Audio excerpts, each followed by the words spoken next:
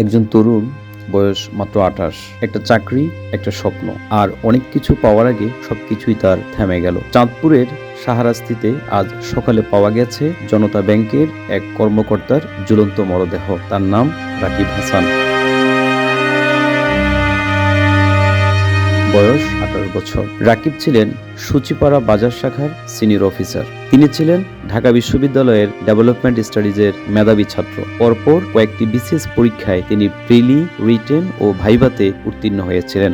ধারণা করা হয়েছিল কিছুদিন পরেই তিনি বিসিএস ক্যাডার হিসেবে যোগদান করবেন। থাকতেন সূচিপাড়ার আপন প্লাজার ৫ম তলায় ভাড়া বাসায়। সেই বাসা থেকেই আজ সকালে তাকে ঝুলন্ত অবস্থায় উদ্ধার করে পুলিশ। প্রত্যক্ষদর্শীরা জানিয়েছেন, ফায়ার সার্ভিস এসে দরজা ভেঙে ফ্যানের সঙ্গে ঝুলন্ত তরুণ ব্যাংক কর্মকর্তার নিথর দেহ নামানো হয়। তার ফুফাতো ভাই সাংবাদিক সৈয়দ শিমুল পারভেজ জানান, রাকিব ছিল ছোটবেলা থেকে বিনয়ী, নম্র, ভদ্র ও প্রখর মেধাবী। সে ছিল আমাদের ভবিষ্যতের আশা ও ভরসার প্রদীপ।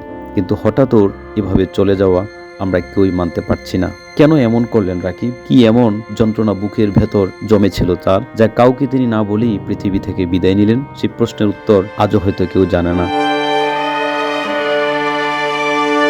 শাহরাস্তি থানা পুলিশ জানিয়েছে, মরদেহ পাঠানো হয়েছে ময়নাতদন্তের জন্য। আইন অনুযায়ী পরবর্তী ব্যবস্থা নেওয়া হবে।